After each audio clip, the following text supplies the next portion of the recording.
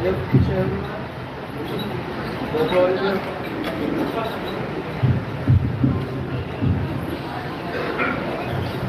की सतनाम। तो आज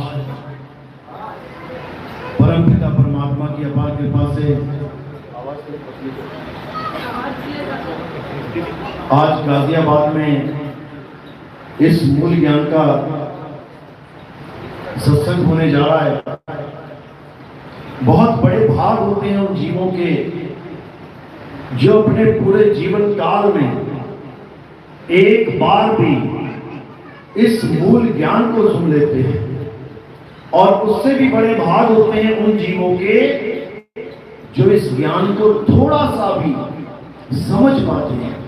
क्योंकि सुनना आसान है, आए बैठे घंटा 2 घंटा सुन के चले गए, लेकिन इस ज्ञान को समझना बहुत टेढ़ी खीर है, बहुत मुश्किल है।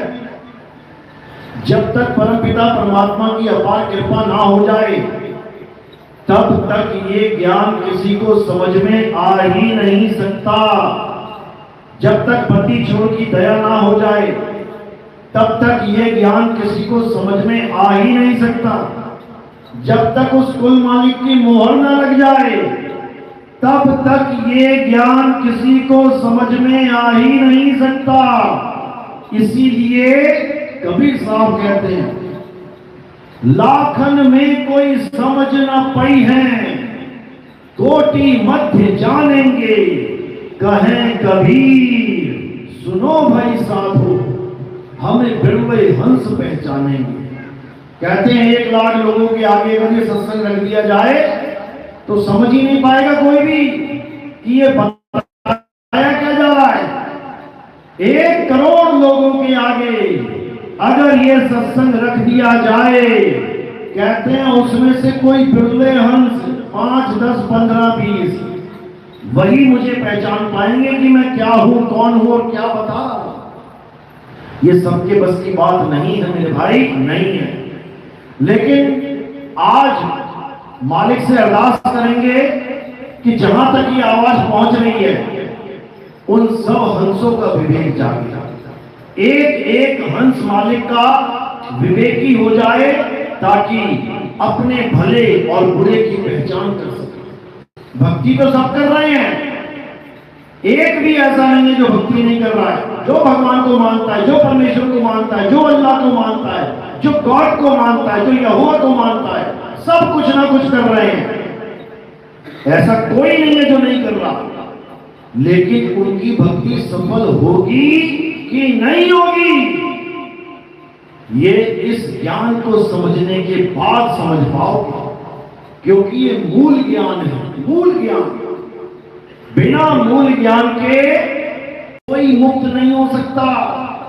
चाहे वो हिंदू है, चाहे वो मुसलमान है, चाहे वो सिख है, चाहे वो ईसाई है, चाहे वो यहूदी है, चाहे वो बुद्धिस्ट है, चाहे वो जैनी है, चाहे भगवान को मानने वाला है, चाहे नहीं मानता है, सबकी मुक्ति इसी मूल ज्ञान से ही होगी। इसके अलावा कोई भी ज्ञान ज्ञान नहीं, अज्ञान है, अज्ञान। तो आज अरदास करेंगे उस मालिक से, उस परमात्मा से कि इस पूरे विश्व के सब विवेकी हंस जागें और एक झंडे के नीचे आके ऐसा आगाज करें कि अविवेकी भी उस आकाश के सामने नतमस्तक हो जाए। अविवेकी भी इस जलजले के आगे नतमस्तक हो जाए, उनको भी सोचने पे मजबूर हो जाए, वो भी समझने को मजबूर हो जाए कि आखिर माजरा है तो है क्या। और जब ऐसा होगा तब क्या होगा? तब युग परिवर्तन होगा। और ये युग परिवर्तन अपनी तैयारी में चल रहा है। ये संधि युग चल रहा है। 2 युगों के बीच में जो संधि युग है वो ये चल रहा है। अब कुछ ही सालों में कलयुग में सतयुग आने वाला है, आने वाला है। और ये बहुत जल्दी तुम्हें पता लग जाएगा। तैयारी पूरी चल रही है। तो आज इसी कलयुग में सतयुग का भेद खोला जाएगा कि कैसे आएगा सतयुग।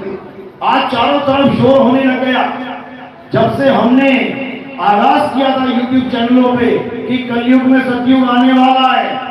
उसके बाद सारे बाबा लोग जो 4,32,000 साल पीटते नहीं थकते थे कि कलयुग के बाद सतयुग कब आएगा, 4,32,000 साल बाद, आज वो भी अपनी भाषा भूल गए हैं। आज वो भी यूट्यूब पे क्या बताते फिर रहे हैं कि कलयुग में सतयुग आने वाला है, लेकिन ये कोई नहीं बता सकता कि कौन उसको लाने वाला है।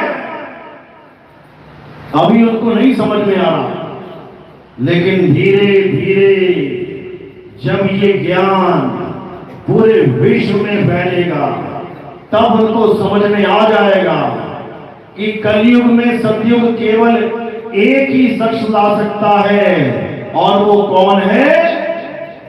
वो कोई राम कृष्ण हनुमान नहीं है, भूल जाओ। केवल एक ही है जो कलयुग में सतयुग ला सकता है। वो कौन है? वही कल्कि अवतार है। उसी को संतों ने निष्कलंक अवतार बोला है। उसी को संतों ने निष्कलंक राया बोला है। उसी को कुरान में इमाम मेहदी बोला गया है। उसी को बाइबल में जीसस सेकंड कमिंग बोला गया है। उसी को गुरु ग्रंथ साहब में मर्द का चेला बोला गया है। उसी को यहूदियों में इलियास बोला गया है।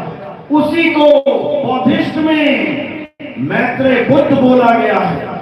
उसी को कबीर सागर में चूड़ामन अवतार बोला गया है। उसी को हर ग्रंथ में आखिरी अवतार बोला गया है कि वो आखिरी अवतार आएगा और पूरे संसार में युग परिवर्तन कर देगा। युग परिवर्तन का मतलब ये नहीं है कि तुम्हें सड़क पे बाहर निकलते ही भोले शंकर दिखाई दे जाएंगे नंदी पे बैठे हुए कि आ गया कलयुग में सतयुग। युग परिवर्तन का मतलब ये नहीं है कि तुम्हें गरुड़ पे विष्णु जी बैठे उड़ते हुए दिखाई देने लग जाएंगे, हो जाएगा युग परिवर्तन। युग परिवर्तन का मतलब ये नहीं है कि तुम्हें कमल के फूल पे ब्रह्मा जी दिखाई देने लग जाएंगे या अन्य देवी देवता दिखाई देने लग जाएंगे। युग परिवर्तन का मतलब क्या है? जब तुम्हारे मन से, जब तुम्हारी बुद्धि से कलयुग का खात्मा हो जाएगा, कलयुग रूपी अज्ञानता का खात्मा हो जाएगा और सत्य रूपी ज्ञान तुम्हारे हृदय में बस जाएगा। सत्य रूपी परमात्मा तुम्हारे दिलो दिमाग पे छा जाएगा, तब क्या हो जाएगा? युग परिवर्तन हो जाएगा। आज उसी का खुलासा करेंगे, आखिर क्या होता है युग परिवर्तन, क्या होता है सत्य की असत्य पर जीत होना, क्या होता है धर्म का अधर्म पर विजयी होना। आज हर चीज समझाई जाएगी। तो आज का सत्संग शुरू करने से पहले परमात्मा के नाम पे जयकारा लगाएंगे और फिर सत्संग शुरू करेंगे।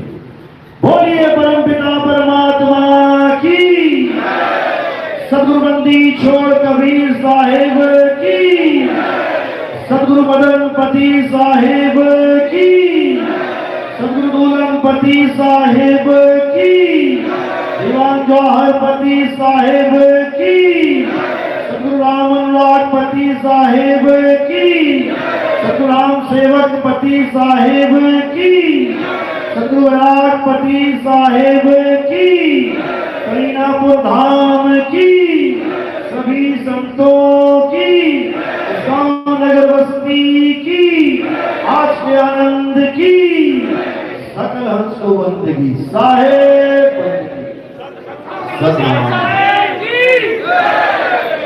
साहिब की, बोलिए बब्बर शेर की। तो आज उस मूल ज्ञान पे प्रकाश डाला जाएगा जिसको ना समझने के कारण ये जीव जन्मों जन्मों से इस 84 लाख के बंधन में बंधा हुआ है, बार बार जन्मता और मरता है, बार बार नाना प्रकार की योनियों में भ्रमण करता है। भक्ति में कोई कमी नहीं है, भक्ति खूब करता है। सतयुग में घर बार छोड़ के हजारों हजारों साल की तपस्या करने चला गया, तो क्या हुआ? वापस घूम के फिर आ गया। त्रेता में बड़े बड़े यज्ञ जप तप पूजा पाठ किए, खूब नाम जपे, तो क्या हो गया? वापस घूम के फिर आ गया। द्वापर में बड़ी बड़ी यात्राएं करी, नाम जपे, हवन यज्ञ किए, पूजा पाठ किए, देवताओं को प्रसन्न किया, हरे कृष्णा भी जपा, हरे राम भी जपा। फिर क्या हुआ? वापिस आ गया। अब कलयुग में बैठा है आके, और अगर कलयुग में भी यही गलती दोहरा दी, कौन सी गलती? ये नाम जपना, ये यज्ञ करना, ये हवन करना, ये पूजा पाठ करना, ये देवताओं की पूजा करना, ये जितना भी कर्म कांड करना, अगर ये गलती दोबारा दोहरा ली तो ये वापस आ जाएगा और इंसान जन्म नहीं मिलेगा कि सोचो बार बार तुम्हें इंसान जन्म मिलेगा। 184 भुगतने के बाद एक बार इंसान जन्म मिलता है, एक बार। और एक इंसान जन्म गंवाने के बाद बार बार 184 मिलेगी। इतने जन्म मिलेंगे, हालत खराब हो जाएगी। सांप, बिच्छू, खटमल, कॉकरोच, मक्खी, मच्छर, नाली का कीड़ा, सुअर, कुत्ता, गधा, पता नहीं क्या क्या बनाया जाएगा। जंगलों में हिरन, चीते, भालू, शेर, घड़ियाल, पता नहीं क्या क्या बनाया जाएगा। हालत खराब हो जाएगी तुम्हारी। आज जो तुम्हें इंसान जन्म मिला है, हर तरह की फैसिलिटी मिली है। ठंड लगती है तो हीटर लगा लेते हो, गर्मी लगती है तो एसी चला लेते हो। बेटा जिस दिन जंगल में पैदा हो गए ना, उस दिन कोई ना पूछेगा हाल चाल। पानी पीने जाओगे तो रास्ते में शेर खड़ा है, उसको पता यही पानी पीने आएगा, पहले ही घाट लगा के बैठा है वहां पे। और अगर शेर ना भी हो तो पानी के अंदर मानो बैठा है, इंतजार कर रहा है तुम्हारा। घड़ियाल, मगरमच्छ गर्दन पकड़ के दबोच लेंगे। एक घूंट पानी की कीमत समझ में आ जाएगी। जो आज 20-20 लीटर का फ्लश कर देते हो पानी, तब एक घूंट पानी की कीमत पता लगेगी कि होता क्या है, अभी नहीं समझ में आ रहा। तो एक जन्म गवा लिया तो 184 के चक्कर काटने पड़ेंगे। कबीर साहब समझा रहे हैं, 184 भुगत के पौपे अटके आए, अब की पासा ना पड़ा तो फिर 84 जाए। कहते हैं अगर अब की पासा ना पड़ा, यानी अगर ये बाजी तू हार गया, और हारेंगे कैसे? ये जप तप पूजा पाठ हवन यज्ञ करके ही हारेंगे।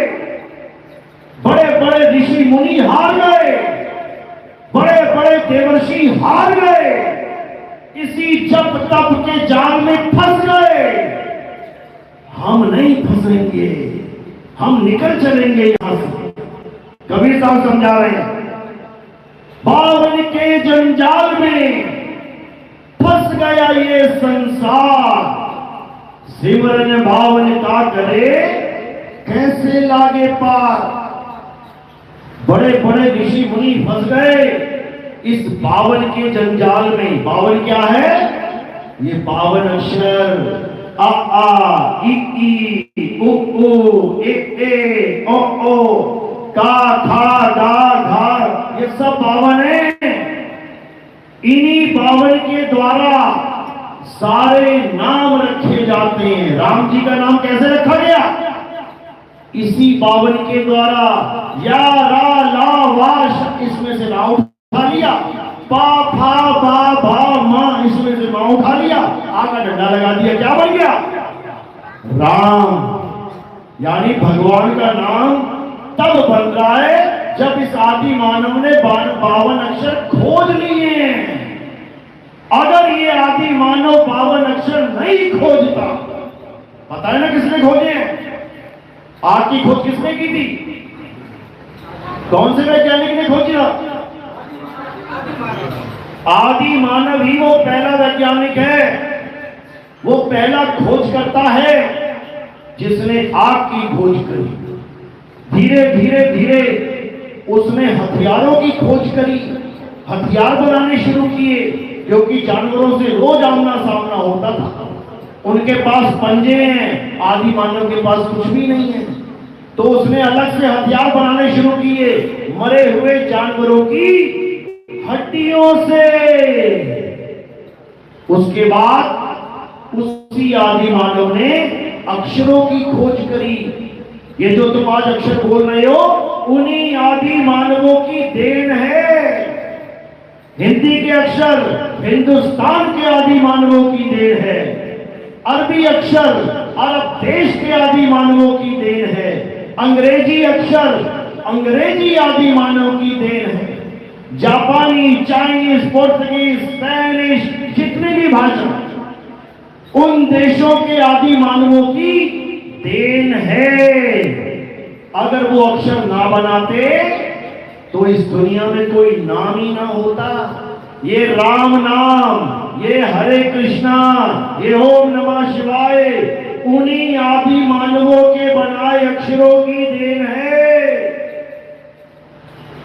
अगर ये आदमी पक्की ईंट ना बनाता, भट्टे में बनती है ना पक्की ईंट, तो क्या ये महल बनते? तो क्या ये मकान बन जाते ईंटों के? क्या बड़ी बड़ी इमारतें बन जाती ईंटों की? नहीं बनती। ईंट बन गई तो मकान बन गए, तो महल बन गए, और अक्षर बन गया तो नाम बन गए, मंत्र बन गए, बड़े बड़े ग्रंथ बन गए। इसके द्वारा, अक्षरों के द्वारा।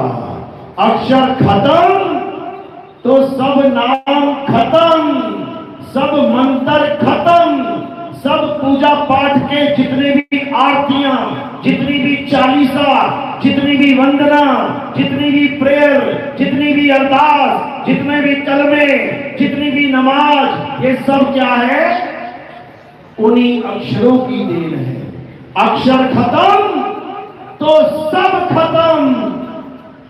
यही कबीर साहब समझा रहे हैं कि 52 अक्षर जीव आधारा, आदि अक्षर जीभ्या से न्यारा।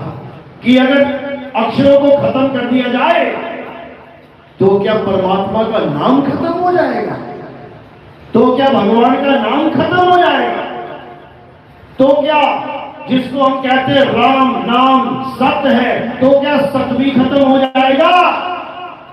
अगर राम का नाम खत्म हो जाए, क्योंकि 52 अक्षर से बना है, रा मा आ का डंडा, अगर 52 अक्षर खत्म कर दोगे तो रा और मा भी खत्म हो जाएगा।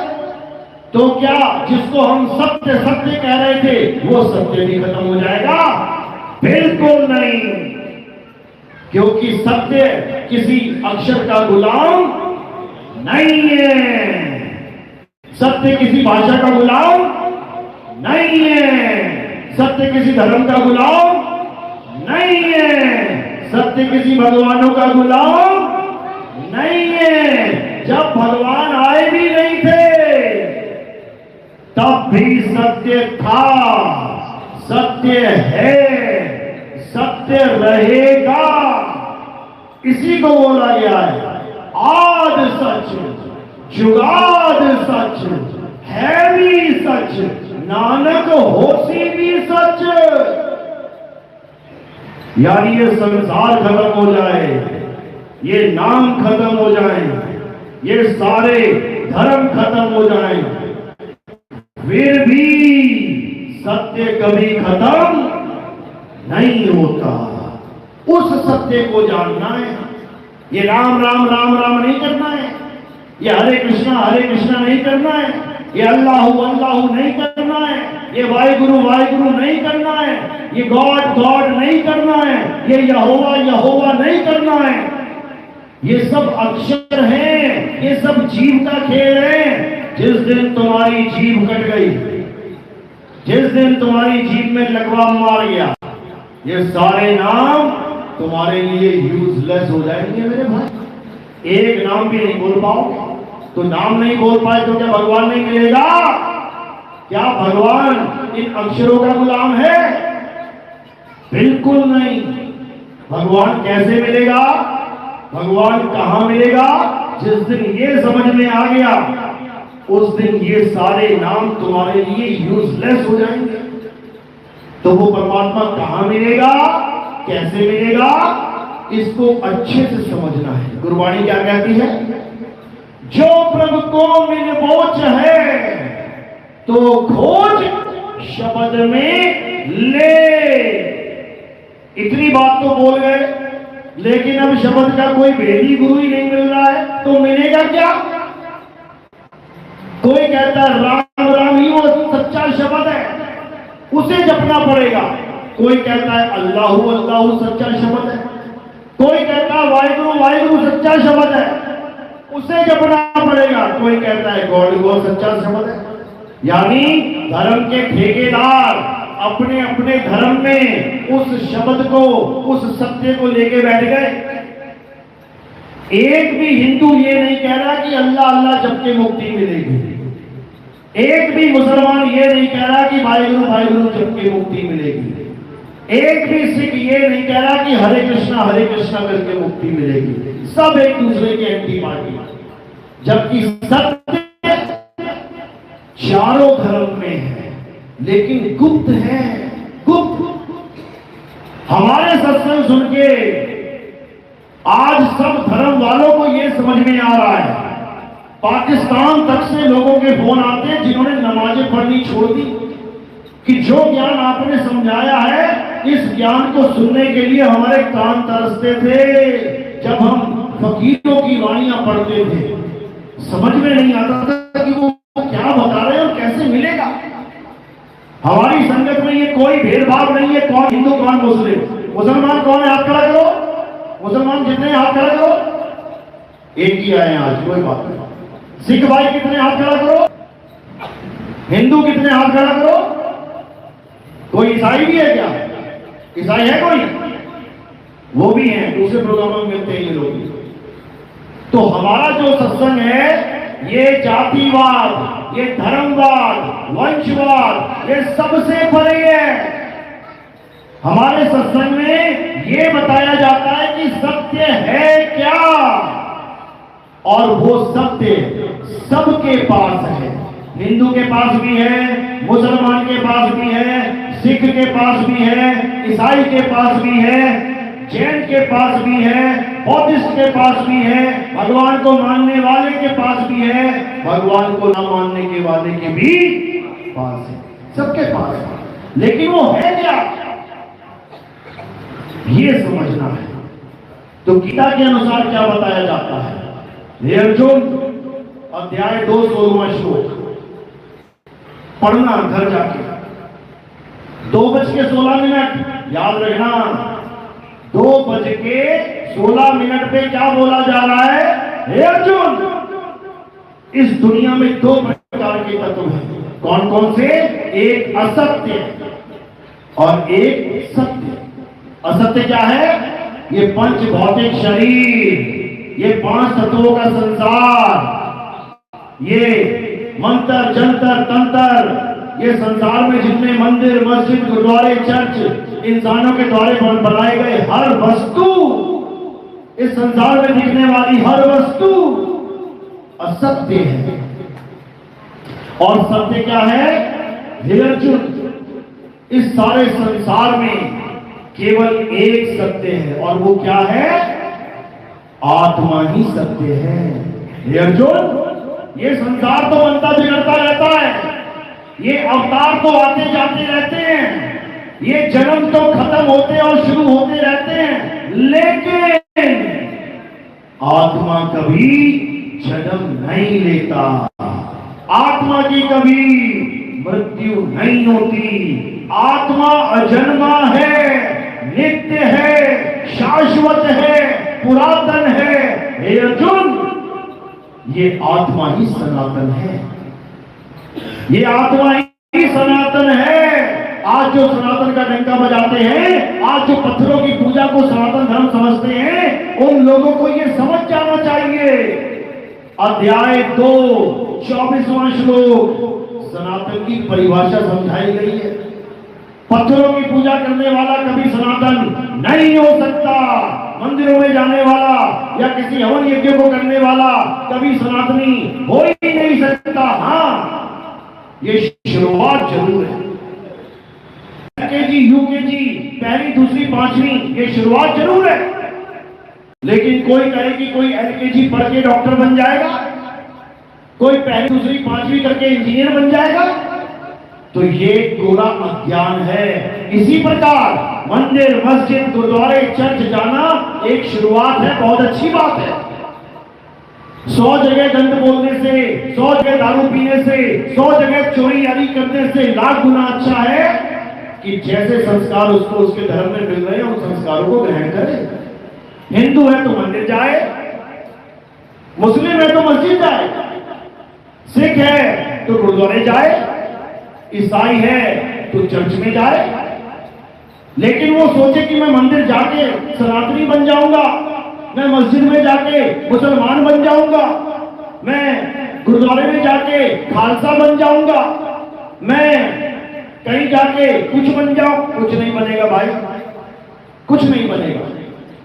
स्कूल में जब तक तुम पढ़ोगे तब तक तुम डॉक्टर नहीं बन सकते, 12वीं तक तुम डॉक्टर नहीं बन सकते, तुम्हें कॉलेज में जाना ही पड़ेगा।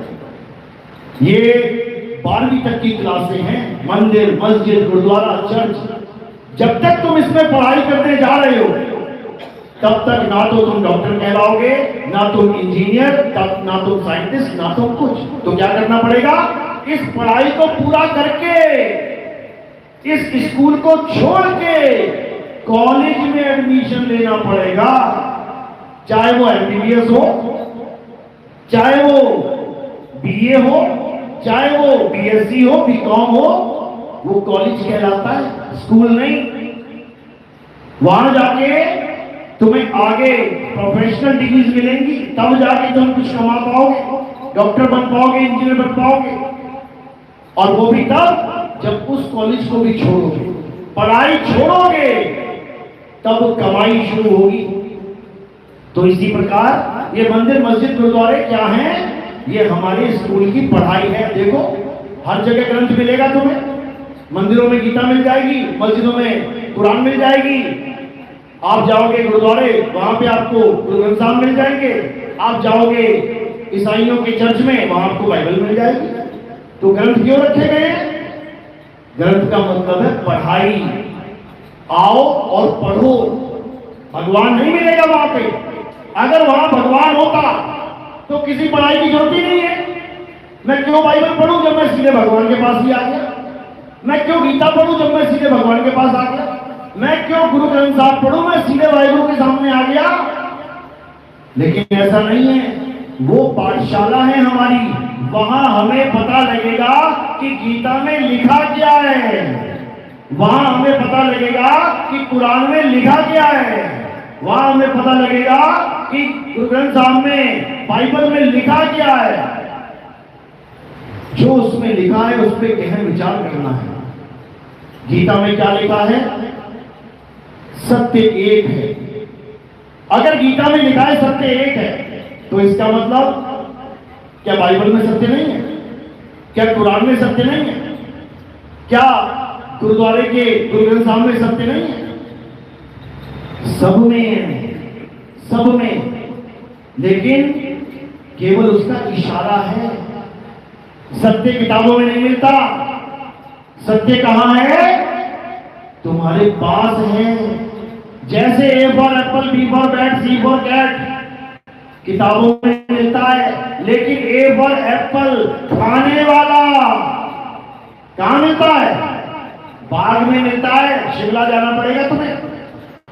तो तुम रेगिस्तान में भी ए फॉर एप्पल पढ़ सकते हो। इसका मतलब ये नहीं कि रेगिस्तान में तुम्हें एप्पल मिल गया खाने को। एप्पल खाना है तो पहाड़ों पे जाना पड़ेगा जहां बर्फ पड़ रही है। ज्ञान तुम्हें राजस्थान में रेगिस्तान में बैठे मिल जाएगा कि ए फॉर एप्पल। ज्ञान तुम्हें रेगिस्तान में बैठे मिल जाएगा कि डब्ल्यू से वाटर, पानी, समुद्र, नदियां, किताब में लिखा हुआ है सब, लेकिन रेगिस्तान में पानी की बूंद नहीं मिल रही है। ज्ञान मिल रहा है पानी का, पानी नहीं मिल रहा। इसी प्रकार गीता में भगवान मिलेगा, बाइबल में गॉड मिलेगा, गुरु ग्रंथ साहब में अकाल पुरुष मिलेगा, कुरान में अल्लाह मिलेगा, लेकिन केवल पढ़ने के लिए, पाने के लिए नहीं। केवल पढ़ने वाला अल्लाह मिलेगा, पढ़ने वाला भगवान मिलेगा। पढ़ लो, उससे क्या होगा। मैंने एक किताब पढ़ी, उसमें लिखा था कि करंट से पंखा चलता है। मैंने पढ़ लिया, पंखा भी खरीद लाया, पढ़ लिया मैंने, पंखा भी ले आया, चल थोड़ी नहीं जाएगा। उसके लिए क्या करना पड़ेगा, कनेक्शन लेना पड़ेगा करंट का। मेरे पढ़ने से पंखा नहीं चल जाएगा। इसी प्रकार मैंने पढ़ लिया, भगवान का नाम लेने से मुक्ति हो जाती है। मुक्ति नहीं हो जाएगी, पहले नाम को जानना पड़ेगा होता क्या। मैंने पढ़ लिया, पानी में गिर के डूबने से बचने के लिए तैरना आना चाहिए। पढ़ लिया मैंने, ज्ञान हो गया मुझे कि डूबने से बचना है तो तैरना आना चाहिए। तो क्या आ गया तैरना? इतना पढ़ने के बाद तैरना आ जाएगा क्या? फिर तैरने कौन जाएगा, सीखने कौन जाएगा? तो इसी प्रकार ग्रंथों में केवल भेद समझाया जाता है कि मुक्ति कैसे होगी। ये मुक्ति होगी कैसे, ग्रंथों में बताया गया है कि सत्य को प्राप्त करने से मुक्ति होगी। हिंदू धर्म में सत्य का जो डंका बजा है, किस नाम से बजा है? एक तो आपने ये सबसे ज्यादा सुना होगा, राम नाम सत्य है। अब राम नाम सत्य है तो ब्रह्मा नाम क्या है? सत्य तो एक है ना। तो शंकर नाम क्या है? असत्य है क्या? तो हनुमान नाम क्या है? असत्य है क्या? राम नाम सत्य है। इसमें बहुत गहरा भेद छुपा हुआ है जो तुम्हें नहीं समझ में आएगा जब तक तुम्हें कोई समझाने वाला नहीं मिल जाएगा। ईश्वर सत्य है, यह भी सुना है आपने, गाए भी गए हैं, ईश्वर सत्य है, सत्य ही शिव है। अब ईश्वर सत्य है तो ईश्वर किसको बोला जा रहा है? सत्य को। पहले ये जानना पड़ेगा सत्य है क्या, फिर उसका नाम रखो ईश्वर। तुमने सत्य को जाने बिना ईश्वर नाम से मोह कर लिया। ईश्वर सत्य है क्या वो नहीं पता। जब नहीं पता तो फिर किसी और को आगे कर दिया जाएगा। पहली लाइन में ईश्वर सत्य है, दूसरी लाइन में जब नहीं पता लगा सत्य ही शिव है, अब शिव को सत्य बना दिया गया, वहां पे राम को सत्य बनाया गया था, क्योंकि इसके पीछे भेद ही नहीं पता किसी को। ये सत्य है क्या, गीता में समझाया गया है अर्जुन, सत्य केवल और केवल आत्मा है, अचल आत्मा। दो प्रकार की आत्माएं हैं, एक जीवात्मा है और एक अचल आत्मा है। जीवात्मा चल रही है, 84 भुगत रही है, एक योनि से दूसरी योनि में जा रही है, ये चल आत्मा है, लहर बोल दो इसको। और एक अचल आत्मा है। अध्याय 2 24वां श्लोक पढ़ो, उसमें आत्मा को अचल बोला गया है, अचल, यानी जो कभी आता जाता नहीं है, वो है परमात्मा असल में। कबीर साहब कहते हैं, आवे ना जावे जन्मे नहीं मरे, सो निज पीव हमारा हो। कहते हैं मैं उसको पीव नहीं कहता जो आता और जाता है, कि ये अवतार आ गया, वो अवतार आ गया, ये फलाना आ गया, ये ठिकाना आ गया, हम उसको नहीं मानते। ये तो माया के अवतार है। ये काया क्या है? माया। ये तो मायावी अवतार है, ये तो पल पल बदल रहे हैं। हम इसको नहीं मानते, हम उसको मानते हैं जो सदा से था, है और रहेगा। इस अवस्था में अचल अवस्था में। इसी को बाबा नानक कह रहे हैं, आदि अंत एको अवतारा, सोई गुरु समझो हमारा। मैं ये आने और जाने वालों को गुरु नहीं मानता। मैं किसको मानता हूं? जो आवे ना जावे, जन्मे नहीं मरे, सो निज पीर हमारा हो। यानी उस अचल आत्मा का भेद बताने वाला जब मुझे उस अचल से जोड़ देगा, तब जानो कि अब मुझे सत्य मिला है। और उस सत्य के क्या नाम है? उस सत्य का नाम ही राम है। राम जी वाला राम नहीं, वो तो त्रेता में आए थे, महादुख भोग के चले गए, रावण को मार के उसकी सेना को मार के चले गए। लेकिन जो वो राम है जो किसी को मारता नहीं है, जो किसी से डरता नहीं है, वो है असली राम। उसी को बोला गया है सतनाम। मूल मंत्र देखो क्या कह रहे हैं? एक को सतनाम, कर्ता पुरुष, वही असली कर्ता पुरुष है। निरपहो, वो किसी से नहीं डरता। निर्वैर, वो किसी को नहीं मारता। अकाल मूरत, उसका काल भी बाल बांका नहीं कर सकता। ये राम जी कृष्ण जी को तो काल के मुंह में जाना पड़ा है, पैर में तीर लगाए, मौत के सामने घुटने टेकने पड़े। राम जी को, हनुमान जी को दूर भेजना पड़ा। हनुमान जी जाओ, ये पुत्रिका लेके जाओ। क्यों? अब काल आने वाला है। अब काल आएगा और मेरे शरीर का अंत करेगा। जब तक हनुमान यहां पर है तब तक वो आएगा नहीं। हनुमान जी को भेजा जाता है, राम जी दूर भेजते खुद से। अगर तुम्हें पता हो, किसी को पता है? आप करा दो, बहुत अच्छी बात है। ज्ञान होना चाहिए अपने धर्म के बारे में, अपने ग्रंथों के बारे में। तो राम जी के शरीर का अंत कैसे हुआ? पानी में जल समाधि लेके, सरयू नदी में। तो उनको भी काल के ग्रास बनने पड़े, मौत का सामना करना पड़ा। लेकिन जो अकाल पुरुष है उसको काल ग्रास कर ही नहीं सकता। अकाल मूरत, अजूनी, यानी वो कभी किसी जून में नहीं आता, वो आदमी औरत बन के नहीं आता, वो बच्चा बूढ़ा बन के नहीं आता, वो किसी रूप में नहीं आता। वो अचल है, अचल है, वो हिलता डुलता नहीं है। वो अजूनी सैभर गुर प्रसाद, जब गुरु के द्वारा ज्ञान रूपी प्रसाद मिल जाता है। ये लंगर कड़ी प्रसाद नहीं कि थालियां चुक चुक के आई जाओ तो लंगर खाई जाओ, ये वाला प्रसाद नहीं है। ये कौन सा प्रसाद है? गुरु के पास ज्ञान रूपी प्रसाद होता है। और जब वो प्रसाद मिल जाता है तुम्हें, तब तुम्हें समझ में आता है गीता अध्याय 2 24वां श्लोक। तब तुम क्या करते हो? तब तुम जीव से, यानी चल आत्मा, जिसे जीवात्मा कहते हैं, उस जीवात्मा से अचल आत्मा होने के लिए कार्रवाई शुरू कर देते हो, सत भक्ति शुरू कर देते हो, साहिब की बंदगी शुरू कर देते हो। गरीबदास जी महाराज ने समझाया, अरे कोटि तो ब्रह्मा भय, कहते करोड़ों ब्रह्मा हो गए गलत भक्ति करने के कारण। क्यों? अगर गलत भक्ति करोगे तो तुम्हें कोई ना कोई पद मिलेगा, मुक्ति नहीं। भक्ति करने वालों को इंद्र का पद मिलता था।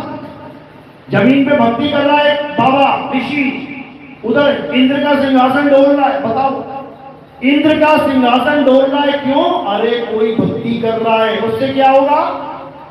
मुक्ति नहीं मिलेगी उसको। उसको इंद्र का आसन मिल जाएगा, और जो पहले इंद्र बना बैठा है उसको गधे की योनि में जाना पड़ेगा। इंद्र गधा बनता है सीधे डायरेक्ट, ग्रंथों में पढ़ोगे मिलेगा।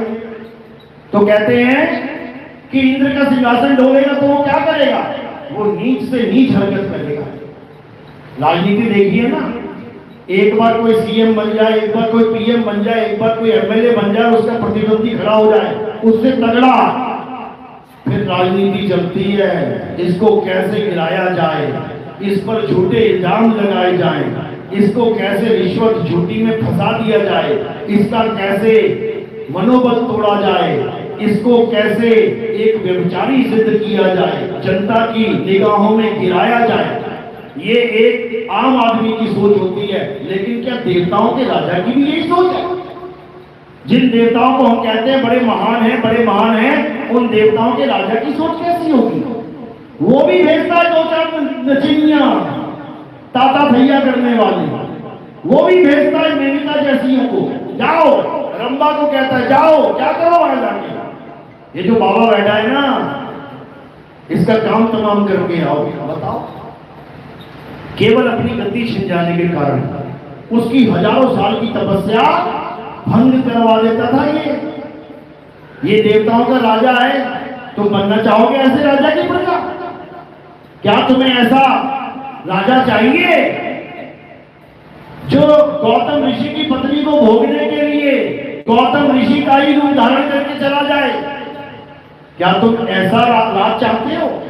तुम्हें ऐसा राजा मिल जाए खुश हो? तो देवताओं का राजा है वो। देवता तो छोटे छोटे हैं, वो राजा है उनका, जो सबको वरदान देके बैठा। हनुमान जी को भी वरदान देके बैठा हुआ है वो देवताओं का राजा। हनुमान जी कहते हैं बड़े शक्तिशाली हैं।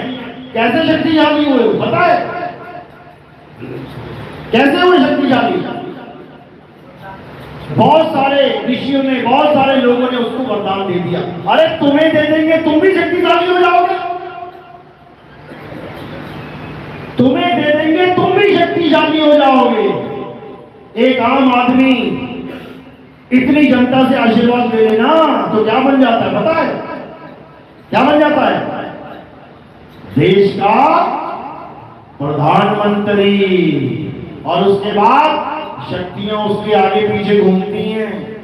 वो नहीं है शक्तिशाली, उसको तुम लोगों ने बना दिया है शक्तिशाली। हनुमान जी नहीं है शक्तिशाली, उनको इन ऋषि मुनि देवताओं ने बना दिया है शक्तिशाली।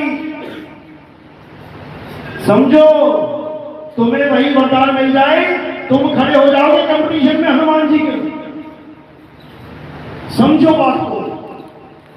और कौन दे रहे हैं वरदान? जो गौतम ऋषि की घरवाली को भोगने जा रहा है। उसके बाद गौतम ऋषि को पता लगा, गंगा ने बता दिया, भागा गया वापस। देखा कि इंद्र उसी के रूप में भाग रहा है। घरवाली को पूछा ये क्या ड्रामा चल रहा भाई? कहती प्रभु आप इधर से आ रहे हो, आप तो इधर को गए थे। कहता तेरी इंद्रियों को पता नहीं लगा कि तेरा पति कौन है और गैर कौन है। ये 10 इंद्रियां दे रखी है प्रभु ने, और तुझे इस इंद्रियों के द्वारा पता ही नहीं लगा। चाहे पत्थर की हो जा, एक भी इंद्री काम नहीं करेगी। श्राप मिला है किसके कारण? देवताओं के राजा के कारण। कहां रहते हैं देवता? स्वर्ग में। और तुम्हारे माँ बाप भाई बहन की टिकट कहां कटवा रहे हो तुम? स्वर्ग में। मेरे पिता का स्वर्गवास हो गया, कहां चला गया? इंद्र के नीचे बैठ गया आके। मेरी बहन का स्वर्गवास हो गया, कहां चला गया? इंद्र के नीचे आ गया। अब उसको नचवाएगा जाके, जा उस ऋषि के पास जा, भोग करके आ। तुम्हारी बहनों के साथ ये कांड होने वाले हैं। अगर तुम्हें सत्य नहीं पता लगा तो कृष्ण जी क्या कहते हैं गीता में? हे अर्जुन, देवताओं की पूजा करने वाले देवलोक को जाते हैं, भूतों की पूजा करने वाले भूतों के लोक में जाते हैं, पितरों की पूजा करने वाले पितरलोक में जाते हैं। ये तीनों अज्ञानी कभी मुझ तक नहीं पहुंच पाते। मुझ तक नहीं पहुंच पाते मतलब क्या मेरे गोलोक में आएंगे तब अच्छा हो जाएगा? अरे सुदामा गोलोक में ही गया था। सुदामा गोलोक में ही गया था, कृष्ण जी के पीछे पीछे उससे प्रेम करता करता। तो क्या फल मिला? शंखचूड़ राक्षस बन गया। बताया तुम्हें किसी ने आज तक? तुम्हें इतनी कहानी तो सुना दी। कृष्ण जी ने सुदामा के चरण धो धो के पिए। उसके आगे कौन बताएगा? मुल्ला जी बताएंगे क्या? हैं? या कोई ईसाई पादरी बताएगा आगे? या कोई यहूदी आगे बताएगा? शिव महापुराण पढ़ो, उसमें पूरा वाक्य दर्ज है कि जब कृष्ण जी किसी और स्त्री के साथ रास रचा रहे थे तब राधा आ गई। और उसने देखा ये तो किसी और के साथ लगा हुआ है। तब राधा को क्रोध आ गया और उसने देखा कि ये ग्वाला, ये सुदामा, ये दरवाजे पर दरबान बन के खड़ा हुआ है कि कोई अंदर डिस्टर्ब ना कर दे। तो क्या फल मिला? हे सुदामा, तूने इस कृत्य में अपना योगदान दिया है, जा तू राक्षस बन के पैदा हो। अगर रासलीला इतनी बुरी है तो यहां पर अच्छी क्यों बता दी गई? यहां तुम रासलीला करवा रहे हो उस कृष्ण जी के साथ 16,000 गोपियों की, और जो अपने ही लोक में रासलीला कर रहा है किसी और के साथ, राधा उसको श्राप दे रही है। बताओ, क्योंकि ये सब हमारे ग्रंथों में दर्ज है, लेकिन किसी को समझ में ही नहीं आ रहा कि चक्कर चल के आ रहा है। इसलिए जैसा कोई कुछ बोलता जा रहा है, हाँ जी करते जाओ। सत्य को जानो, किसी भी लोक में जाने से मुक्ति नहीं होती। अज्ञानी को स्वर्ग नरक है, हरि जाने को नहीं। और जिस भाव से सब लोग डरत हैं, सो भय हमरे नहीं। पता है क्यों डरते हैं लोग मरने से? कि अब यमराजा आएगा, लेके जाएगा, खूब मारेगा, खूब धोएगा, इसलिए डरते हैं लोग। अब ये डर कैसे खत्म करना है? कबीर साहब समझाते हैं, अरे ना कहीं आना ना कहीं जाना, आपे में आप समाना। अपने आप में समा जाओ, ना इधर से उधर होना है, ना उधर से इधर होना है, यानी अचल हो जाओ। अगर अचल हो गए तो किसी माई के लाल में दम नहीं है जो तुम्हें स्वर्ग या नरक या गोलोक या पितरलोक या कहीं लोग किसी लोक में डाल सकते नहीं डाल सकते, लेकिन तुम्हें अचल होना पड़ेगा। अचल गरीबदास जी समझाते हैं, अरे सतगुरु के लक्षण कहूं, अचल विहंगम चार। हम अमरापुर ले गए, ज्ञान शब्द सरगार। कहते हैं हम अमरापुर ले गए।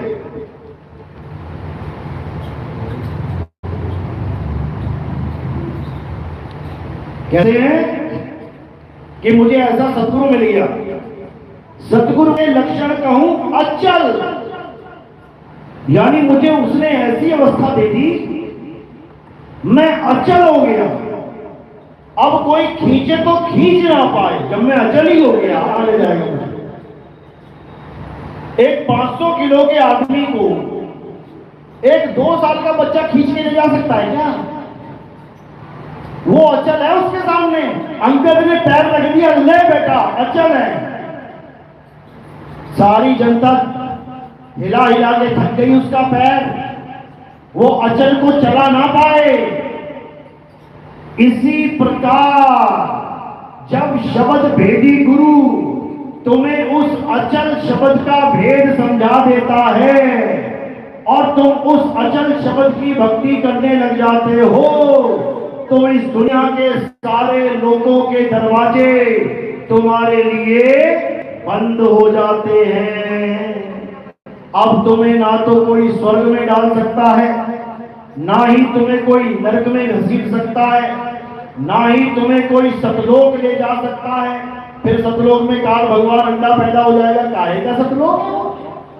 काहे का सतलोक? लानत है ऐसे सतलोक जहां पे काल पैदा हो जाए।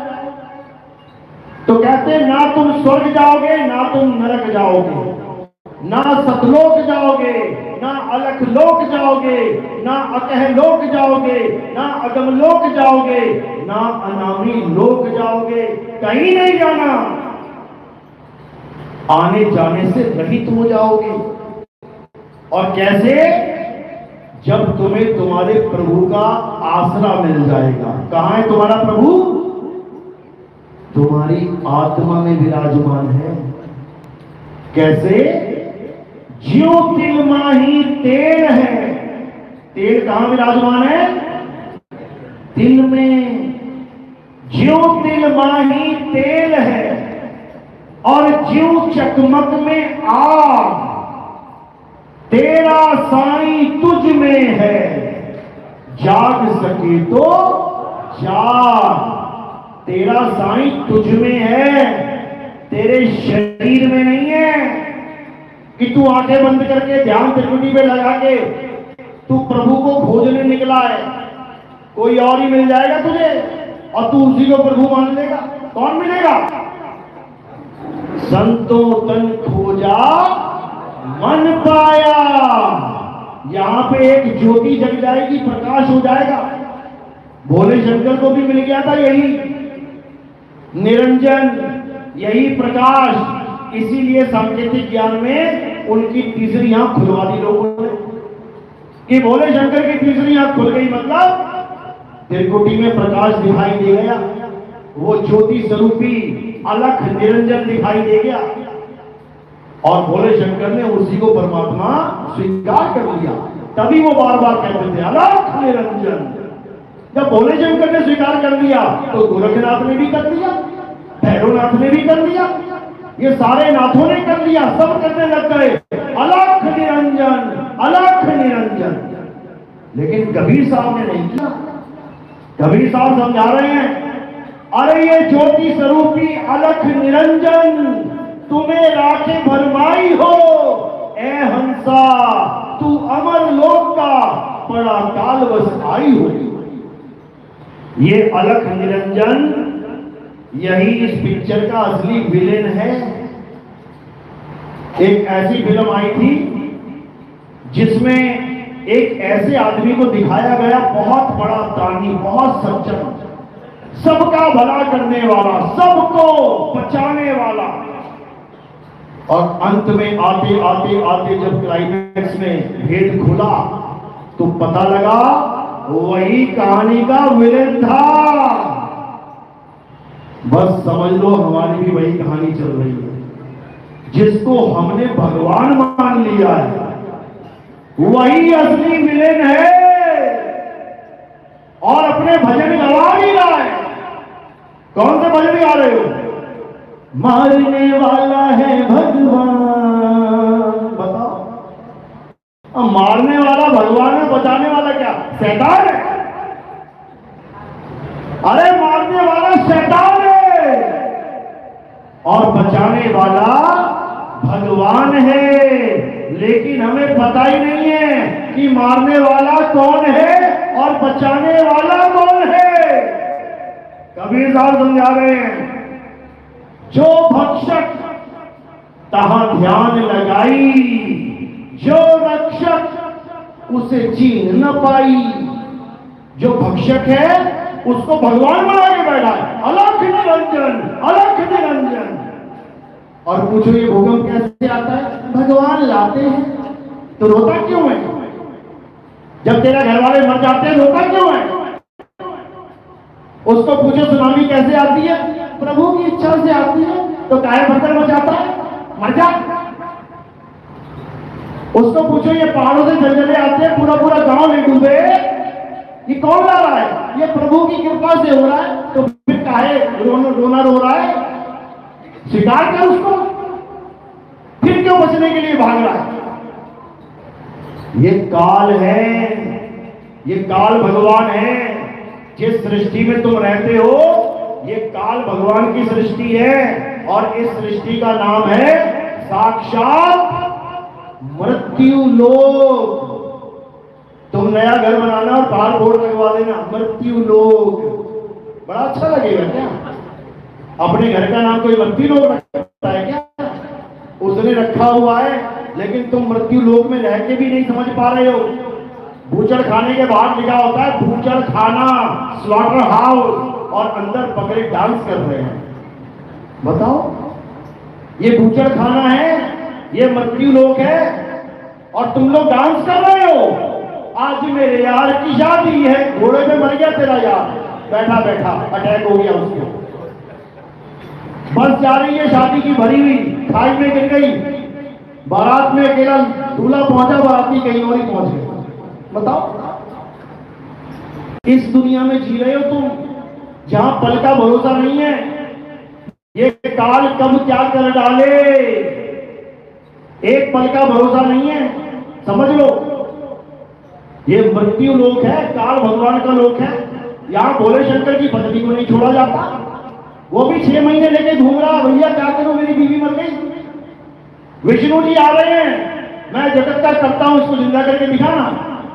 वो जिंदा ना कर पाए, फिर दो टुकड़े कर दिए। वो तो किसी से करवा लेते, वो तो कोई नहीं कर देता, समझो। अब ये मत कहना गणेश जी को जिंदा कर दिया, आज तक मुंडिया नहीं ढूंढ पाए गणेश जी की कहां पड़ी है। त्रिलोकीनाथ त्रिकालदर्शी आज तक ये नहीं ढूंढ पाया गणेश जी की मुंडी गई तो गई कहां।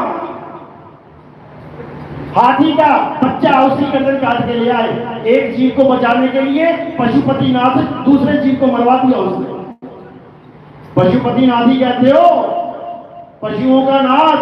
अरे हाथी के बच्चे को मार दिया, अपने उस मैल से पैदा हुए बच्चे को बचाने के लिए 2-4 बार खुरच के 2-4 गणेश और बना देती। मैल से गणेश बनाया गया था, भोग विलास से तो नहीं बना था, क्योंकि शंकर जी को खुद नहीं पता था ये कहां से आ गया। पार्वती ने जब गणेश जी को बना के दरवाजे पे खड़ा कर दिया तो शंकर जी त्रिकालदर्शी भी ना जान पाई ये लड़का कहां से आ गया। और अगला सही बात बोल रहा था भाई कि माता जी स्नान कर रही है, मत जाओ, क्योंकि जब त्रिकालदर्शी को नहीं पता ये मेरा बेटा है, उस मैल के गणेश को क्या पता ये मेरा बाप है। इतनी बात तो समझ में आनी चाहिए थी, लेकिन नहीं, खोल दी तीसरी आंख, उड़ा दी मुंडी, आज तक ना मिली। तो मेरे भाई सत्य को जानो, सत्य क्या है। इन कहानियों में उलझोगे तो इसी जन्म मरण के चक्कर में उलझते रह जाओगे। सत्य क्या है हे अर्जुन, आत्मा ही सत्य है। अध्याय 3 17वां श्लोक। हे अर्जुन, जो अपनी आत्मा में रमण करते हैं, जो अपनी आत्मा में तृप्त है, जो अपनी आत्मा में संतुष्ट है, उनके लिए कोई धार्मिक कर्म कर्तव्य लागू ही नहीं होता। उनको पूरे जीवन में एक बार भी मंदिर जाने की जरूरत नहीं है, उनको पूरे जीवन काल में एक बार भी मस्जिद में जाने की जरूरत नहीं है, उनको पूरे जीवन काल में एक बार भी गुरुद्वारा, एक बार भी चर्च जाने की जरूरत नहीं है। क्यों नहीं है, कारण क्या है? क्योंकि हे अर्जुन, आत्मा सब में विराजमान है, तो मंदिर कहां जाऊं? मंदिर का नाम मंदिर क्यों रखा गया? क्योंकि उस प्रभु को मन के अंदर ढूंढ। मंदिर मन के अंदर, लेकिन क्या बना दिए? भैया 4 रुपए दे दो, भैया 10 रुपए दे दो, भैया 20 रुपए दे दो, 100 रुपए दे दो। क्या बना रहे हो? भगवान का घर बना रहे हैं। बेकारियों, जो भगवान पूरा संसार बना सकता है एक पल में, जो भगवान पूरा संसार मिटा सकता है एक पल में, वो अपना मंदिर नहीं बना सकता। वो तुम लोग लगे हुए मंदिर बना। तो यही समझाने के लिए कृष्ण जी को बार बार अवतार लेना पड़ता है। वो यहां पे हरे कृष्णा करवाने नहीं आते, हरे राम करवाने नहीं आते। अगर हरे राम करवाने आते तो कभी कृष्ण बन के ही ना आते। हरे राम करते रहो, मुक्त हो जाओगे, पार हो जाओगे, तो कृष्ण जी बन के आने की क्या जरूरत थी? और हरे कृष्णा से पार हो जाओगे तो महात्मा बुद्ध 9वां अवतार आने की क्या जरूरत थी? और अगर महात्मा बुद्ध से ही काम बन जाता, क्यों महात्मा बुद्ध कह के गए कि मेरे बाद एक और बुद्ध आएगा और उसका नाम मैत्रेय बुद्ध होगा। क्यों रखा मैत्रेय बुद्ध नाम? कारण क्या है? क्यों रखा कल्कि नाम? कारण क्या है? क्यों रखा इमाम मेहदी नाम? कारण क्या है? क्यों रखा इलियास नाम? कारण क्या है? क्यों रखा चूड़ामणि नाम? कारण क्या है? क्यों रखा मर्द का चेला नाम? कारण क्या है? क्यों रखा जीसस सेकंड कमिंग? कारण क्या है? जिस दिन कारण समझ में आ गया ना, सारी शंकाओं का निवारण हो जाएगा। कल्कि अवतार उसका नाम इसलिए रखा गया है क्योंकि वो कलंक से रहित है। वो राम राम नहीं है, वो श्याम श्याम नहीं है, क्योंकि सब में कलंक लगे, सबको श्राप लगे। बिना श्रापों के तो अवतार भी नहीं हुए। विष्णु जी को श्राप लगा तो राम बन के आना पड़ा। किसने श्राप दिया? उसी के भगत ने। हे विष्णु, जैसे तूने मुझे एक स्त्री के लिए तड़पाया है, मुझे बंदर का चेहरा दे दिया, क्या मैं तुझे श्राप देता हूं, तू भी औरत के लिए तड़पे। बताओ, भगत ही भगवान को श्राप दे रहा है। किसने दिया था श्राप? ये तुम्हें लग रहा है नारद ने श्राप नहीं दिया। नारद तो आ रहा था, जैसे ही श्राप देके होश आया, क्या कहता है? नारायण नारायण प्रभु, अरे प्रभु ये क्या अनर्थ हो गया, मुझे क्षमा कर दो प्रभु, मुझे क्षमा कर दो। अच्छा, इसका मतलब कहानी में ट्विस्ट है। ये कांड कोई और करके चला गया जो नारद भी ना समझ पाया। कौन करके चला गया? अलख निरंजन।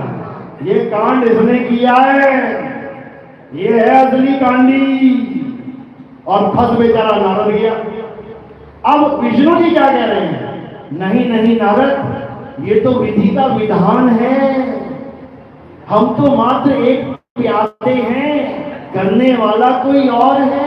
वही है करने वाला, वही सारे वरदान और वही सारे श्राप देता है। कौन?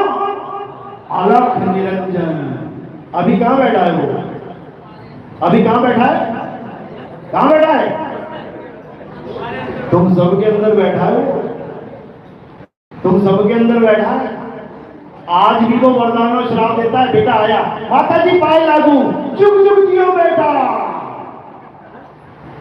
थोड़ी देर बाद, मां तू मेरी बीवी से कुछ कह मत दिए, डूब मत जाके कहीं। कौन दे रहा है श्राप? कौन दे रहा वरदान? यही दे रहा है, अंदर बैठा बैठा सारे कांड यही कर रहा है। सुबह से शाम तक जो भी तुम काम कर रहे हो यही करवा रहा है। तुम आज जो कपड़े पहन के आए हो, किसके कहने पे पता है? मैं लाल साड़ी पहन के जाऊंगी, ये वाली बिंदी लगाऊंगी, ये वाला मेकअप लगाऊंगी। कौन कह रहा है? यही मन कह रहा है, अलख निरंजन बेटा बड़ी स्वीट लगेगी, ये पहन के जाना। ये समझो, ये मन के खेल चल रहे हैं। सुबह उठते हो 5 बजे, क्यों? मन कह रहा है। नहीं उठे, क्यों? मन नहीं कर रहा था। सुबह चाय पीते हो, क्यों? मन को पसंद है। काढ़ा क्यों नहीं पीते? अरे मन को पसंद नहीं है। साबुन लगाते हो कौन सा? मन पसंद। कपड़े कौन से पहनते हो? मन पसंद। गाने कौन से सुनते हो? मन पसंद। फिल्म देखने जाओगे, 20 फिल्में लगी हैं, कौन सी देखने जाते हो? मन पसंद। ये मन का ही लोग है मेरे भाई। ये मन ही काल निरंजन है। ये मन ही सारे देवताओं को, सारे राक्षसों को उलझा पुलझा के मारता है। अभी तुम्हें इस मन का खेल नहीं समझ में आया? कभी साफ समझाते हैं, मन के हारे हार है, मन के जीते जी, कहे कबीर गुरु पाइए मन ही के प्रति। कहते हैं ये मन इतना शातिर है, ये तुम्हें बैठे बैठे बैठे अभी कहीं से कहीं पहुंचा देगा। अभी तुम्हें यहां बैठा रखा है इस मन ने, थोड़ी देर में ठेके पे खड़े मिलोगे लाइन में। क्यों? मन कर गया दारू पीने का, पहुंच गए। कभी साहब समझा रहे हैं, मन जाता है तो जाने दे, तू थाम के राख शरीर, उतरा पड़ा कमान से, क्या कर सके तीर। तीर तभी सामने वाले को मारेगा जब कमान पे चढ़ जाएगा। अब ऐसे उठा के तीर मारोगे, लगेगा क्या? इसी प्रकार ये मन इतना शातिर है, सारी दुनिया को नचा रहा है, सारी दुनिया को। एक भी ऐसा बंदा नहीं जिसके अंदर मन नहीं है, और ये मन ही कली काल है। राम जी किसको मारने आए थे? रावण को एड्रेस था ना उसका, लंका पहुंच गए, कृष्ण जी किसको मारने आए थे, कंस को एड्रेस था ना उसका, पहुंच गए। कल्कि भगवान किसे मारने आएंगे, कली काल को, कहां है उसका महल, कहां रहता है वो, एड्रेस तो बता दो। कल्कि भगवान का एड्रेस बता रहे हैं, मुरादाबाद के संभल में कल्कि भगवान का अवतार होगा। और कली भगवान का अवतार कहां होगा वो भी बता दे भैया, गली नंबर वार्ड नंबर जाके दर्शन कर लेते उसके। अरे ये कली काल मन है और कल्कि भगवान आत्मा है। यही आत्मा कलयुग के अंत में इस कली काल का खात्मा करेगी, तब होगा कलयुग में सतयुग। समझ जाओ, यही कबीर साहब समझा रहे हैं। मन को मार गगन चढ़ जाई, मान सरोवर बैठ नहाई। जब इस मन को यानी कली काल को मार के जब तुम मान सरोवर में जाओगे तो क्या होगा, कागा से हंसा किया गर्दन लागी मां। उसके बाद तुम जीव से पीव हो जाओगे। अरे कोटि तो ब्रह्मा भय, कोटि भय ईश, साहिब तेरी बंदगी से ये जीव होए जगदीश। ये पंथ कोई भगवान पूजने का पंथ नहीं है, ये पंथ कोई देवी देवता पूजने का पंथ नहीं है, ये पंथ कोई परमात्मा पूजने का पंथ नहीं है। ये पंथ परमात्मा हो जाने का पंथ है। जीव से पीव हो जाना है, तब तुम्हारी यात्रा सफल होगी। नदी जब तक समुद्र से जुदा होके भटक रही है, हर प्रदेश में बांध लग जाएगा। उत्तराखंड में बांध लग गया, यूपी में आई यूपी में बांध लग गया, बिहार में गई बिहार में बांध लग गया, बांध ही बांध लगे हुए हैं। लेकिन एक बार अगर ये समुद्र में समा गई, आप बताओ तो हम माई का लाल है, लगा बांधेगा, लगा पाएगा बांध। इसी प्रकार ये जीव को बांध लगाए गए हैं। कितने बांध लगे हैं, कितने कितने बांध लगे हैं, बहुत अच्छी तरह सुन रहे हो सत्संग तुम लोग। कितने कितने 84 लाख बांध लगे, 84 लाख बांध लगे। 84 लाख बांधों में इसको बांध बांध के रखा जा रहा है। एक बार अगर ये बांध तोड़ के उस समुद्र में समा गया तो किसी माई के लाल में दम नहीं है जो उसको दोबारा बांध सके। इसीलिए कबीर साहब ने क्या समझाया कि जात मरे अजपा मरे अनहद भी मर जाए, सूरत समाए शब्द में, गंगा समाए समुद्र में, वाको काल ना खाए। उसको ये काल नहीं खा सकता। तो मेरे भाई अच्छी तरह समझ जाओ ये सत्य क्या है। ये सत्य सबके पास है, वो राम सबके पास है, वो कल्कि अवतार सबके पास है। किसी फोटो की पूजा करने की जरूरत नहीं है, वो कल्कि अवतार सबके पास है। घट घट मेरा साइया सुनी सेज न कोई, और बलिहारी व घट की जिस घट परगट होए। कल्कि अवतार प्रकट होंगे और जब वो प्रकट हो जाएंगे तो कली काल को अच्छे से धोना शुरू कर देंगे। याद रखना, क्योंकि उनका काम ही एक ही है, कली काल का खात्मा। समझ लो। तो वही आत्मा हिंदुओं के पास भी है, वही आत्मा मुसलमान के पास भी है, वही आत्मा सिख भाई के पास भी है, वही आत्मा ईसाई के पास भी है। वही आत्मा नास्तिक के पास भी है, वही आत्मा आस्तिक के पास भी है, सबके पास है, लेकिन उसका भेद नहीं पता। आत्मा सबके पास है लेकिन उसका भेद नहीं पता। सब अपनी अपनी आत्मा लेके आए हो, घर में तो नहीं छोड़ गई किसी की, जल्दबाजी में रह गई हो कहीं बाथरूम में टंगी हुई, नहीं रह सकती। वो तुम्हारे साथ है। 24 घंटे में से कितने घंटे रहती तुम्हारे साथ? 2-4 घंटे के चली तो नहीं अभी छोड़ के, नहीं जाएगी। चली गई ना अगर वो, तो तुम्हारी उंगली भी नहीं हिलेगी। इसीलिए कहते हैं प्रभु के बिना पत्ता नहीं हिलता। ये पत्ता क्या है? पा और ता, 5 और तत्व। ये 5 तत्व हैं, पा और ता, पत्ता। ये हिलेगा नहीं, प्रभु नहीं होगा तो। प्रभु कौन है? आत्मा ही प्रभु है। ये आत्मा ही प्रभु है, समझ लो। तो इसी आत्मा को जानना है, कल्याण होगा।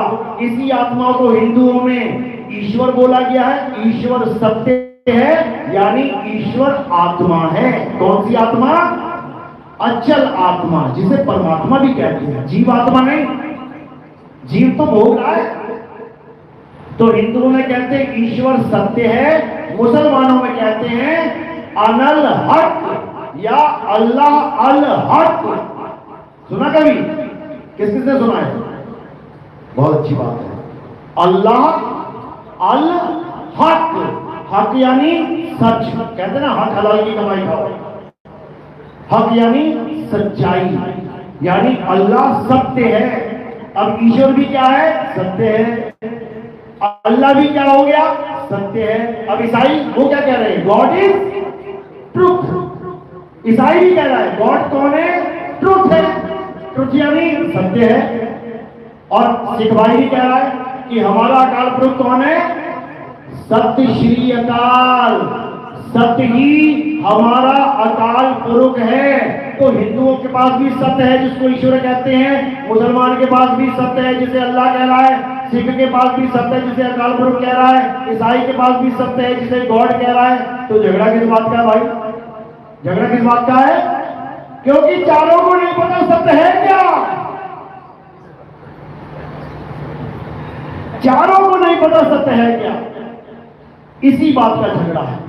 जैसे पानी, हिंदू क्या पीता है प्यास लगने पे? पानी। मुसलमान पानी, सिख पानी, ईसाई पानी, अरे जानवर तक क्या पीते हैं? पानी। अब पानी का एक फार्मूला है H2O, मतलब हाइड्रोजन के 2 मॉलिक्यूल और ऑक्सीजन का 1 मॉलिक्यूल। H2O ये तत्व ज्ञान है, ये नाम ज्ञान नहीं है, ये तत्व ज्ञान है। यानी किस तत्वों से वो तत्व बन रहा है? हाइड्रोजन और ऑक्सीजन से ये तत्व बन रहा है। ये तत्व ज्ञान है। जब आदि मानव ने पानी देखा जलाशय में, नदियों में, तो वहां क्या तैर रहा था, क्या चल रहा था? H2O। उसने नाम नहीं रखा H2O, क्या नाम रख दिया उसने? जल, वाटर, नीर, तोय, पानी। अलग अलग देशों में, अलग अलग प्रांतों में ये नाम रख दिए गए। अब एक दिन सारे इकट्ठे हुए, आ जाओ भाई मीटिंग करते हैं। अब लगे पानी की महिमा गाने। अरे हमारे वहां पे ऐसी चीज है जिसको पियो तो गला गीला हो जाता है, उसका नाम पानी है। अब दूसरा कहने लगा अंग्रेज, ऐसा नहीं हो सकता, वो तो हमारे यहाँ है, जिसको पियो तो गला गीला हो जाता, वो वाटर है, पानी नहीं है। तीसरा बोला अरे तुम दोनों बेवकूफ हो, वो नीर है, नीर। चौथा बोला तुम तीनों ही बेवकूफ हो, वो तोय है।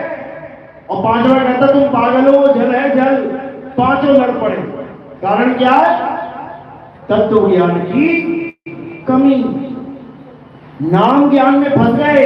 ईश्वर सत्य है, नहीं नहीं अल्लाह सत्य है, नहीं नहीं वाहिगुरु सत्य है, नहीं नहीं गॉड सत्य है। और सत्य क्या है वो पता नहीं। मरो फिर लठ लेके। तो एक समझदार आदमी आया, उसने क्या बोला, भाई तू अपने पानी लेके आ, तू अपना जल लेके आ, तू अपना वाटर लेके आ, तू अपना नीर लेके आ, तू तोए लेके आ और टेबल पे रख दे। अब पांचों ने क्या किया, अपना अपना गिलास भर के लेके आ गए। और जब गिलास हमने रख दिया तब क्या, अबे इसको क्या लगा तुझे, अबे ये था पानी तेरा। तब वहां क्या हो जाएगा, तत्व ज्ञान, तत्व ज्ञान हो जाएगा। वहां पे नाम यूजलेस हो जाएगा, यूजलेस। मैं मलेशिया में गया, वहां मैंने दूध ले लिया क्योंकि बहुत ज्यादा काटम काट वाला काम चल रहा था। मैंने कहा चलो यार दूध और सेब खा लेते हैं, शाकाहारी बंदे हम लोग। जब मैंने दूध लिया और मैं जब पीने लगा, इधर सेब काटूं इधर दूध पीऊं, तो दूध के ढक्कन पे उसमें क्या लिखा था बोतल पे, सूसू। मैंने कहा हे प्रभु, यो के हो गए हो, इधर सेब खा रहा हूं उधर सूसू पी रहा हूं, इधर सेब खा रहा हूं सूसू पी रहा हूं। लेकिन तत्व ज्ञान था, नाम का ज्ञानी नहीं थे, तत्व के ज्ञानी थे। भले इसने नाम सूसू रख दिया, सूसू छोड़ो मूत भी रख देता, तब भी मैं वो पी जाता। क्यों? क्योंकि उसमें तत्व था। और कौन सा तत्व? दूध था। अब इस दूध को कोई मूत भी कह दे, भैया चाय उसी से बनेगी। समझे? इसी प्रकार उस सत्य को कोई राम कह दे, मुक्ति सत्य से होगी। उस सत्य को कोई अल्लाह कह दे, मुक्ति सत्य से होगी। उस सत्य को कोई गॉड कह दे, वाहिगुरु कह दे, कुछ भी कह दे, मुक्ति सत्य से होगी, नाम से नहीं।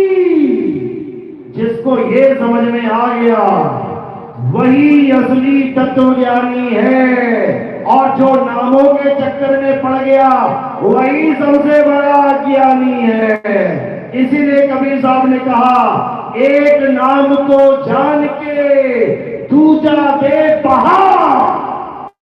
उस सच्चे नाम को जान लो क्या है, वो सतनाम क्या है, वो तेरी आत्मा है, अचल आत्मा है।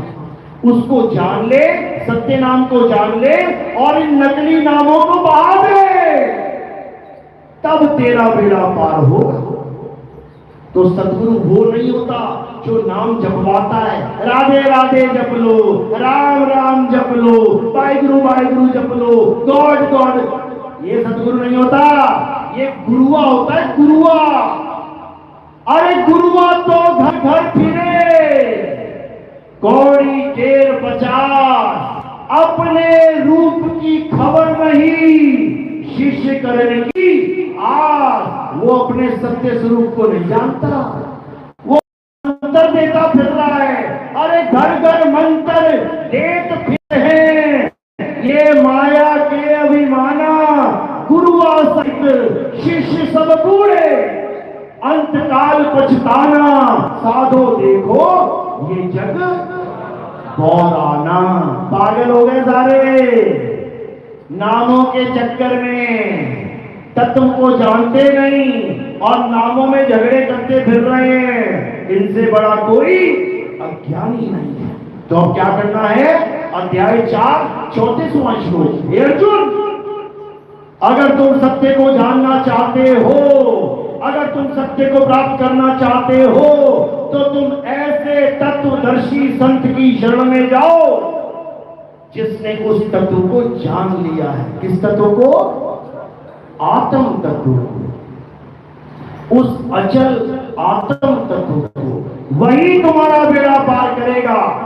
छल कपट से रहित होकर तुम उसको दंडवत प्रणाम करके, उसकी सेवा करके उससे ज्ञान प्राप्त करो, वही तुम्हारी मुक्ति का कारण बनेगा।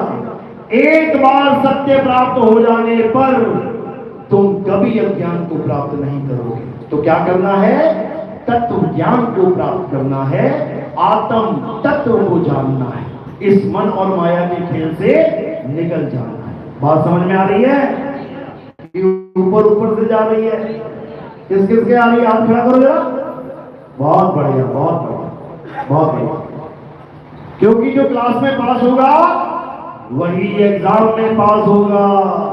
एग्जाम आने वाला है, समझ लो। चलो पूरी